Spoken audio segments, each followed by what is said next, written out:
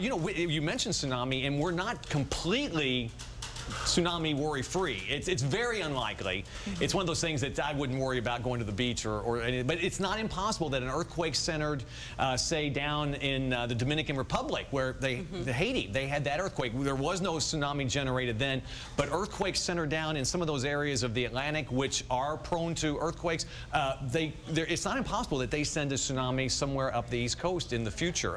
Hopefully, that's not hopefully that's nothing way really to worry about. But it's not impossible. Yeah. Exactly. All right. All eyes have been on Hurricane Irene, so this was the unanticipated event here. I walked into work and I was in the car and didn't feel it. And I mentioned earlier, my wife texted me and I said, I got this text and you're not supposed to read them. I had got to a light, of course, and looked at it and she goes, we felt her office shaking. She works near the Beltline. And I said, I don't know what she was talking about. I didn't feel it. And I walk into work and all the photographers are like, you don't want to come in. Because it's, we're crazy breaking news on this earthquake. Talking about Irene, that it was going to be one of those, with the storm. So Irene's taking a little bit of a backstage. The good news, and we'll talk about that at 4, is the track for Irene continues to shift eastward. Still, our coast, the Outer Banks are somewhat, are still in the path. But for central parts of the state, if this track verifies, are going to be less severe. So we'll talk about that once we get through the earthquake coverage first. Yeah. Well, that's good news as Irene kind of pushes a little bit east. I know there is obviously still the threat to North Carolina for now, but so yeah, you'll have to continue to tune in to Eyewitness News for the latest on Irene. It'd be nice if, on Thursday or Saturday it was centered to go near, or forecast to go near Miami. Now it's almost the Outer Banks. It would be great if this continues east and it's out in the middle of the Atlantic. But we'll keep an eye on that. I have much more coming up at 4. Yeah, that's what we'll hope. We'll take our 30-second, 1-minute shake here in downtown Raleigh over a major hurricane any day. All right, Chris, thank you. We do have some video from the White House, a White House cam, our ABC White House cam, that was rolling at the time that the earthquake was felt there, and we've seen video of, there's the White House video. You can right see that there. camera shaking. Yeah, it almost seems like strong wind, the way that we've seen that with our tower cams. But then look at the number of people out there on the roof just wondering, what was that? And now we know that it is the earthquake. There's also video of the U.S. Capitol, the Capitol cam that you see for some of our live shots out of Washington, D.C., where you can see the building shaking there as well. Just take a moment looking at your screen there and you'll see this. And it was it's been such a nice day today. You just really didn't expect anything to happen. There was not even rain in the forecast for a lot of people. I know, I think most of us are enjoying this nice weather, no humidity, before, Hurricane Irene possibly hits North Carolina this weekend. So we've been trying to enjoy the nice weather, and then all of us got a little shake here this afternoon. It'll be interesting to find out a little bit more about this as we go along, because as we've listened to people's stories, they've all had different reports about, I felt it for 2 minutes, I felt it for 30 seconds, I felt a little tremor, and then I felt nothing, and then I felt more. So I'm sure as time goes on, we will be able to get a clearer picture of exactly who felt what and the strengths of things here and there. We know 5.9 magnitude outside of Richmond that was pretty much felt up and down the East Coast, as Chris was saying, because of the conditions here, because of the soil that we have here, that so many people were able to experience this afternoon. So I have my colleague Fred Shropshire joining me now, and you got a chance to talk to a lot of people who were in these tall buildings here in downtown Raleigh when all of this happened. And I guess the main thing that everyone felt at that time was fear, because they didn't know what was happening. And people are still feeling fear, because we're not used to feeling an earthquake here, and a lot of people who were from out of town didn't know any better, so they thought maybe there was construction going on, maybe there was a subway system here in Raleigh. We don't have a subway system here in Raleigh, so they felt that trembling and that rocking going on. And what I thought was interesting is that there weren't any evacuations. I kept asking that question when I was outside the Raleigh Eyewitness News Center. Did you hear any announcements? Did you hear any evacuations? There weren't any evacuations. People kind of just stayed where they were. One woman I talked to was eating lunch outside in the restaurant Normally she would have been inside the Wake County Courthouse, but she said that she wanted to eat outside this particular day. She felt the table shaking. It was against the wall. It was a concrete bench there. She couldn't move it, but that unnerved her as well. So there were, you know, people trying to figure out what this was. A lot of people, too, still trying to contact their family members. As you were mentioning, the phone lines jammed up. A lot of people are just now getting in touch with family members. One woman I talked to is still trying to get in touch with relatives in Brooklyn, New York. Oh, wow. Yeah, still trying to get in touch with people there. She said that she moved here after September 11th. She was there for a situation that happened in the 90s. She was there for September 11th, said she didn't want to stick around after that situation happened, and now this. So she was very unnerved about what was going on. And then we spoke to another woman who had a daughter who works at the United Nations Foundation, and she got in touch with her. Actually, she kept trying to call her daughter. The daughter called her and told her that everything was fine. They evacuated the building, everybody was fine, and what I found interesting is that they went back inside the building and continued their work. So, you know, a lot of people just trying to figure out still what this is, worried about what the risk is now that this has happened. It'll be interesting to see exactly where this was felt as soon as they release official information on this. One woman we talked to said that she was working faster than CNN. She said that she felt this tremor, got on her email account, emailed people all the way, you know, across the country, and she said she got a response back from a friend who was in Ohio and said that they felt this. So it'll be interesting to see how widespread this tremor was when they released the official information from this. We have some folks down in Fayetteville that were telling us their stories a little bit earlier, how they felt it there. Greg Barnes is standing by live, and he has some reports from the Sandhills. Greg? Hi guys, it's a little unsettling down here for the residents in the Fayetteville area. Everybody down here said that we talked with said they felt the tremor this afternoon. Some said it felt like it may have lasted 15 seconds. Others say it felt like it lasted almost a lifetime. We know of at least one building here in downtown Fayetteville. That's the Medical Arts Building that's here on Hay Street and Robinson Street. Was temporarily evacuated mainly as a safety precaution. Residents inside that we talked with said that at first they thought like a storm had come by and the wind was getting buffeted, or the building was getting buffeted by high winds. Here's what they had to say. And I kind of looked out the window and no storm, so I was a little puzzled. What happened? They evacuated the building? And Yes, they called us, and I went back into my office, and then I came back out, and they were calling to evacuate the building, and we all evacuated immediately, grabbed our things, locked the doors, and out we went. Kind of scary, wasn't it?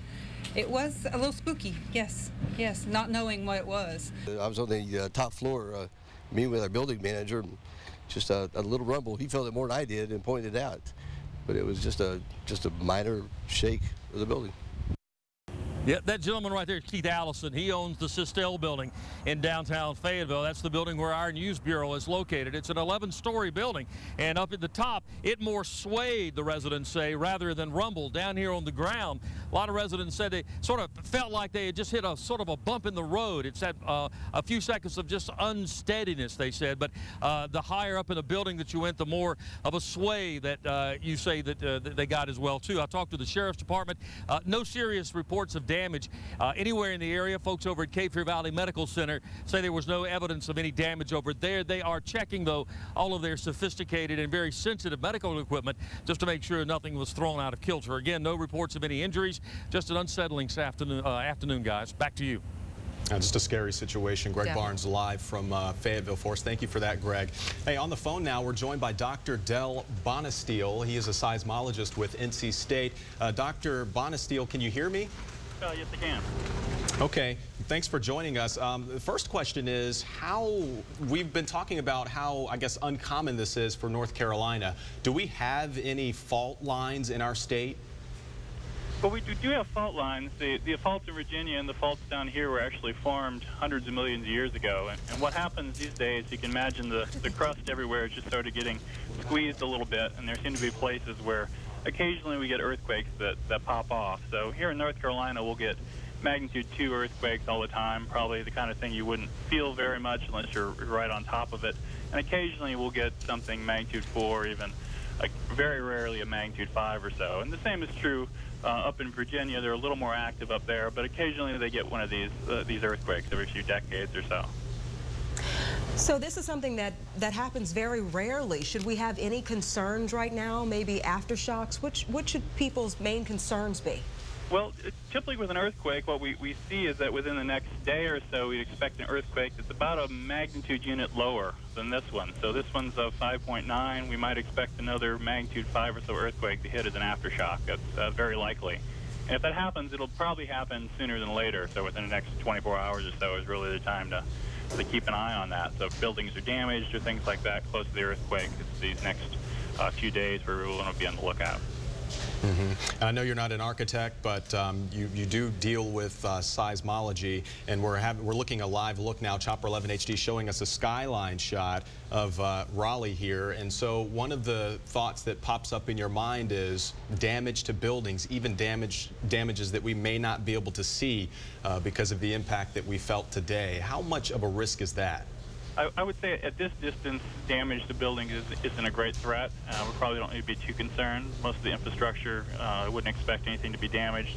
Closer up in Virginia, though, there may be some problems. One of the things on the East Coast is we don't, as you say, think about these things very often. And so we have a lot of these masonry buildings which really aren't designed. Some of the oldest structures aren't designed for these moderate-sized quakes even. But at this distance, we should be fine. I wouldn't expect any damage down here in Raleigh. So if people do have, you know, maybe live in an older home, it probably wouldn't hurt to inspect things a little bit.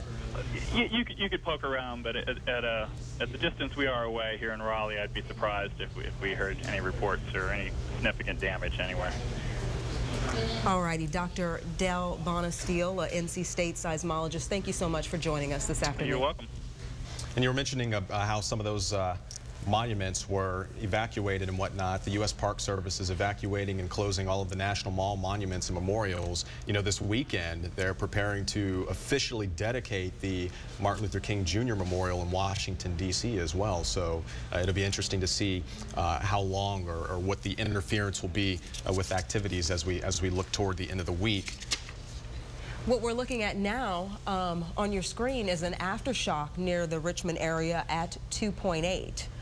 I haven't felt anything here. We haven't gotten any responses locally as far as anyone feeling any more tremors. Of course, this is significantly weaker than what we felt earlier today at 5.9, but we are now hearing reports of a 2.8 aftershock. It's interesting too, because one of the people I talked to downtown here not too long ago said that she'd gotten a call from someone that they felt the tremor, and she said she felt it about 10 minutes later.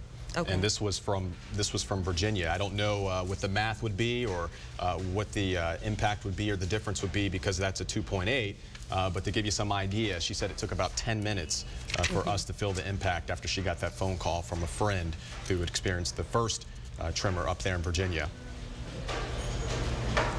One thing that an expert that called in a little bit earlier said that when you're dealing with aftershocks, they are, of course, a lot weaker. Considering what we felt here, some of the seismologists that we talked to throughout the course of the day said that we shouldn't have any more problems here, that what you felt earlier today was probably as significant as it was going to get. But we are hearing that the original quake has been downgraded back to a 5.8 magnitude that struck just outside of Richmond, Virginia.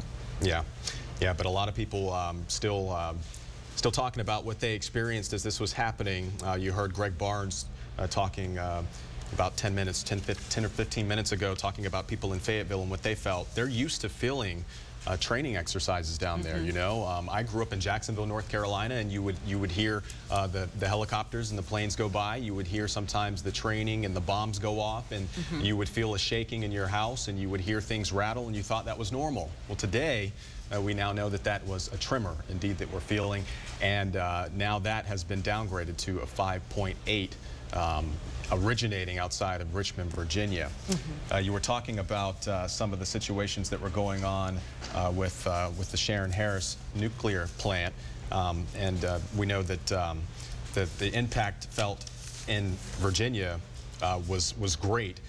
2 nuclear reactors at the North Anna Power Station in the same county as the epicenter were automatically taken offline by safety systems, and this was around the same time that the earthquake happened.